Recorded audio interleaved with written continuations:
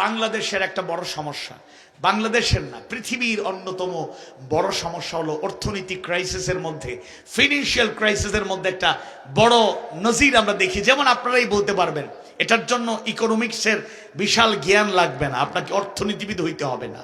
যেমন বাংলাদেশে দুইটা সিনারিও, ধনীরা দিন দিন ধনী হচ্ছে আর আমরা গরিবরা দিন দিন গরিব থেকে যাচ্ছি, আরো গরিব হচ্ছি। এটাকে একটা আদর্শের অনুসরণ অনুকরণে, এই অর্থনৈতিক মতবাদের কারণে আমাদের এই কন্ডিশন।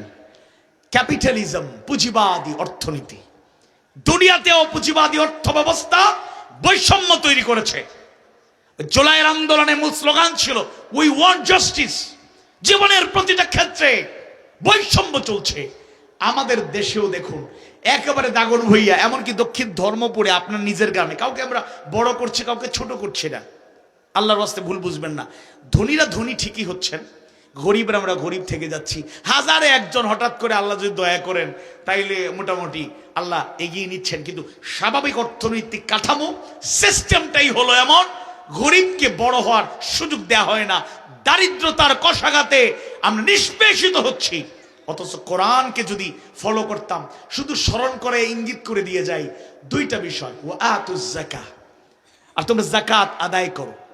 যাকাত ভিত্তিক অর্থনীতিটা যদি সমাজে, রাষ্ট্রে ভাই বাদ দেন, এই দক্ষিণ ধর্মপুরে একটা গ্রামেই যদি পরিকল্পিত শুধু যাকাত ভিত্তিক অর্থনীতির চর্চা শুরু হয়, আমি আপনাদেরকে, আমার বক্তব্য নয়, বাংলাদেশে ইসলামী ব্যাংকিংয়ে যারা কাজ করে এবং জেনারেল ইকোনমিক্সের ব্যাপারে যাদের ধারণা আছে, আমিও পলিটিক্যাল সায়েন্সের স্টুডেন্ট ছিলাম, আবার নন মেজর হিসাবে ইকোনমিক্সও পড়েছি, টুকটাক, এত নলেজ নাই।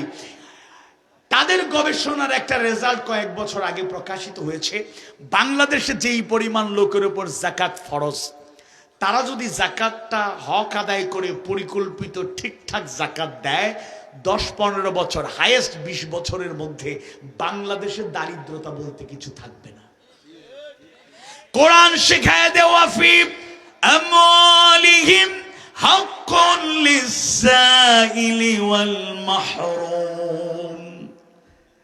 ধনী যারা, সম্পদ যারা, কোরআন জানায় দেয়, আল্লাহ জানায় দেন, এই সম্পদ আপনার একার না, আপনার সম্পদে গরিব, মিসকিন, অসহায়দের হক, রাইটস আছে।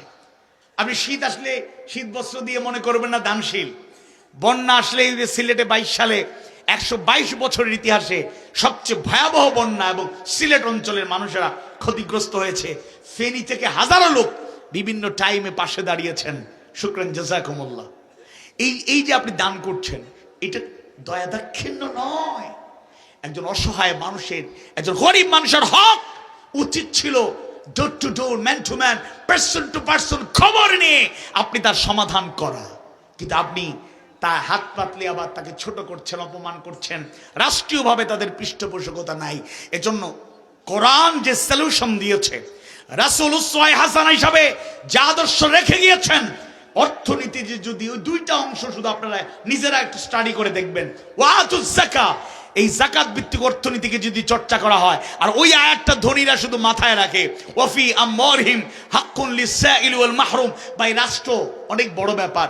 এই গ্রামের লোকেরা যদি, ধনী যারা, যাকাত যাদের উপর ফরজ, সম্পদশালী যারা, তারা যদি গোপনে গোপনে লজ্জা না দিয়ে একটা তালিকা প্রণয়ন করে যে আমরা 10 জন মিলে 100টা পরিবারের একবারে দারিদ্রতা 10 বছরে শেষ করে দেব, সম্ভব, এটা অবাস্তব নয়। আবার কেউ কেউ আলহামদুলিল্লাহ আখিরাতমুখী আলোচনা অন্যদিকে যেতে চাই নাই বেশি।